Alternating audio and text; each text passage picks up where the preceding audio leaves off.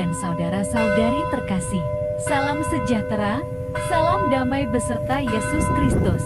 Marilah kita membaca, mendengarkan, dan merenungkan sejenak firman Allah.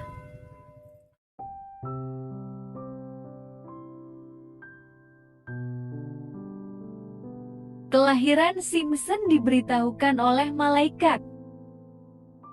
Pada waktu itu ada seorang dari Sora, dari keturunan orang Dan, namanya Manoah. Istrinya mandul, tidak beranak. Dan malaikat Tuhan menampakkan diri kepada perempuan itu, dan berfirman kepadanya, demikian, memang engkau mandul, tidak beranak, tetapi engkau akan mengandung dan melahirkan seorang anak laki-laki. Oleh sebab itu, peliharalah dirimu, jangan minum anggur atau minuman yang memabukkan, dan jangan makan sesuatu yang haram. Sebab, engkau akan mengandung dan melahirkan seorang anak laki-laki. Kepalanya takkan kena pisau cukur, sebab sejak dari kandungan ibunya anak itu akan menjadi seorang nazir Allah. Dan dengan dia akan mulai penyelamatan orang Israel dari tangan orang Filistin. Kemudian perempuan itu datang kepada suaminya dan berkata, telah datang kepadaku seorang abdi Allah, yang rupanya sebagai rupa malaikat Allah, amat menakutkan. Tidak kutanyakan dari mana datangnya, dan tidak juga diberitahukannya namanya kepadaku. Tetapi ia berkata kepadaku, engkau akan mengandung dan melahirkan seorang anak laki-laki. Oleh sebab itu, janganlah minum anggur atau minuman yang memabukkan, dan janganlah makan sesuatu yang haram. Sebab sejak dari kandungan ibunya sampai pada hari matinya, anak itu akan menjadi seorang nazir Allah. Lalu perempuan itu melahirkan seorang anak laki-laki dan memberi nama Simson kepadanya. Anak itu menjadi besar dan Tuhan memberkati dia. Mulailah hatinya digerakkan oleh roh Tuhan di Mahandan yang terletak di antara Zora dan Eshtaol.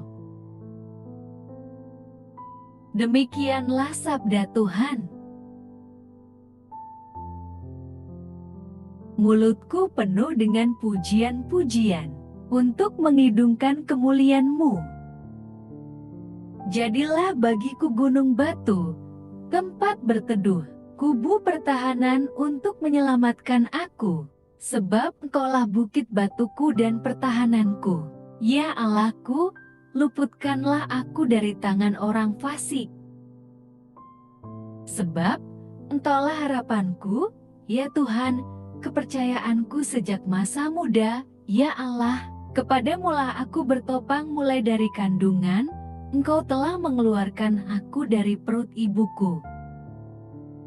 Aku datang dengan keperkasaan-keperkasaan Tuhan Allah, hendak memasyurkan hanya keadilan-Mu saja. Ya Allah, Engkau telah mengajar aku sejak kecilku, dan sampai sekarang aku memberitakan perbuatan-Mu yang ajaib.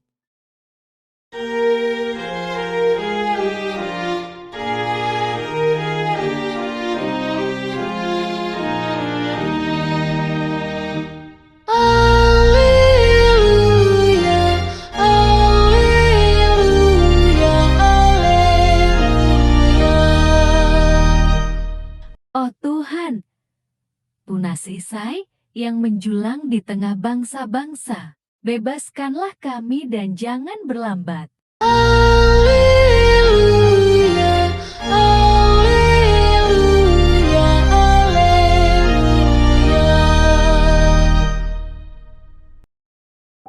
Tuhan bersamamu, dan bersama rohmu. Kelahiran Yohanes Pembaptis diberitahukan oleh Gabriel. Inilah Injil suci menurut Santo Lukas.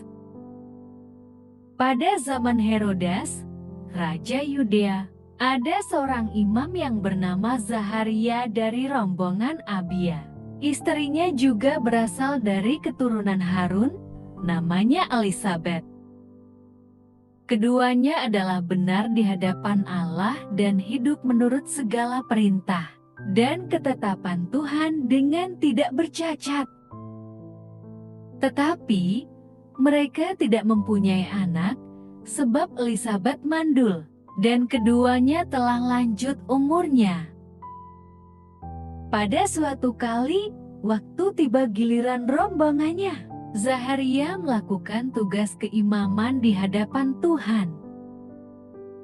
Sebab ketika diundi, sebagaimana lazimnya untuk menentukan imam yang bertugas, dialah yang ditunjuk untuk masuk ke dalam bait suci dan membakar ukupan di situ. Sementara itu seluruh umat berkumpul di luar dan sembahyang. Waktu itu adalah waktu pembakaran ukupan. Melihat hal itu ia terkejut dan menjadi takut. Tetapi malaikat itu berkata kepadanya, "Jangan takut, hai Zaharia, sebab doamu telah dikabulkan dan Elisabet, istrimu, akan melahirkan seorang anak laki-laki bagimu dan haruslah engkau menamai dia Yohanes. Engkau akan bersukacita dan bergembira. Bahkan banyak orang akan bersukacita atas kelahirannya itu. Sebab ia akan besar di hadapan Tuhan, dan ia tidak akan minum anggur atau minuman keras, dan ia akan penuh dengan Roh Kudus mulai dari rahim ibunya. Ia akan membuat banyak orang Israel berbalik kepada Tuhan, Allah mereka. Dan ia akan berjalan mendahului Tuhan dalam roh dan kuasa Elia untuk membuat hati bapa-bapa berbalik kepada anak-anaknya, dan hati orang-orang durhaka kepada pikiran orang-orang benar, dan dengan demikian menyiapkan bagi Tuhan suatu umat yang layak baginya." Lalu kata Zaharia kepada malaikat itu, "Bagaimanakah aku tahu bahwa hal ini akan terjadi? Sebab aku sudah tua dan istriku sudah lanjut umurnya." Jawab malaikat itu kepadanya, "Akulah Gabriel yang melayani Allah, dan aku telah diutus untuk berbicara dengan engkau, dan untuk menyampaikan kabar baik ini kepadamu. Sesungguhnya engkau akan menjadi bisu, dan tidak dapat berkata-kata sampai kepada hari di mana semuanya ini terjadi, karena engkau tidak percaya akan perkataanku yang akan nyata kebenarannya pada waktunya." Sementara itu orang banyak menanti-nantikan Zaharia. Mereka menjadi heran bahwa ia begitu lama berada dalam bait suci.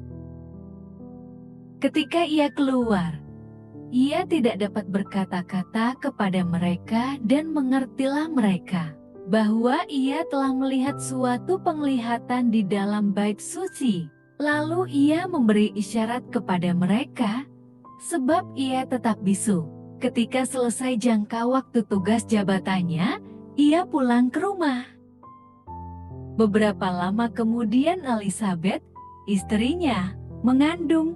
Dan selama 5 bulan ia tidak menampakkan diri. Katanya, "Inilah suatu perbuatan Tuhan bagiku, dan sekarang ia berkenan menghapuskan aibku di depan orang." Demikianlah sabda Tuhan. Terpujilah Kristus.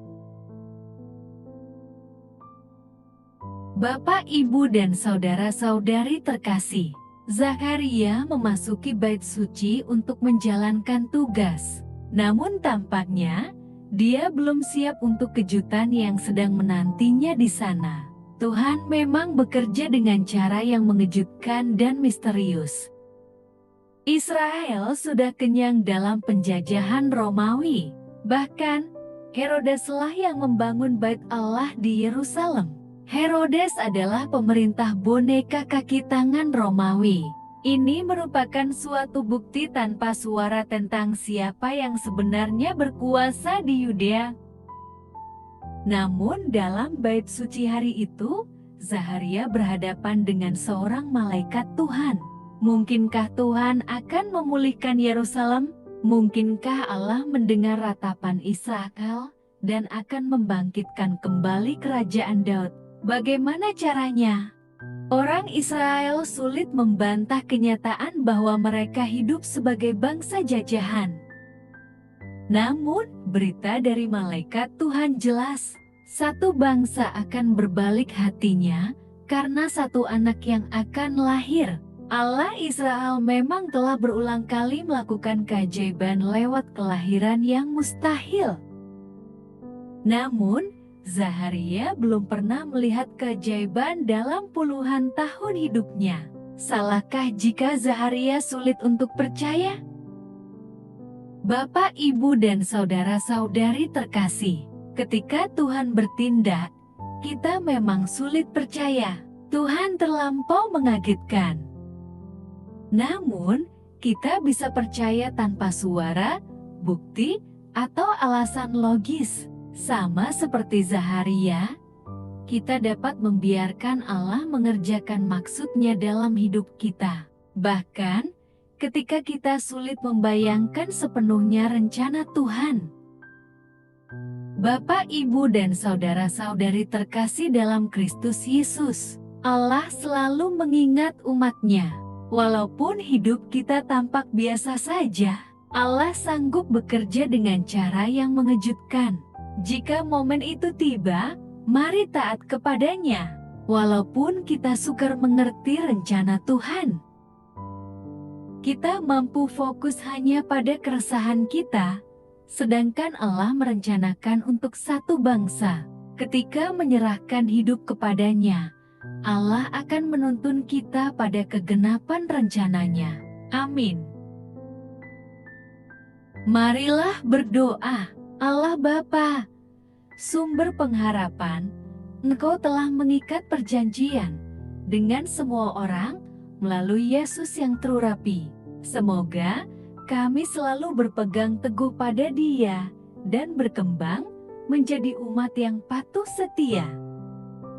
Dengan pengantaraan Yesus Kristus, Putra-Mu, Tuhan kami yang bersama Dikau, dalam persatuan Roh Kudus, hidup dan berkuasa, Allah, sepanjang segala masa. Dalam nama Bapa, Putra, dan Roh Kudus. Amin. Terima kasih sudah mendengarkan dan merenungkan firman Allah. Jangan lupa subscribe dan jangan lupa juga aktifkan loncengnya. Terima kasih, Tuhan Yesus memberkati.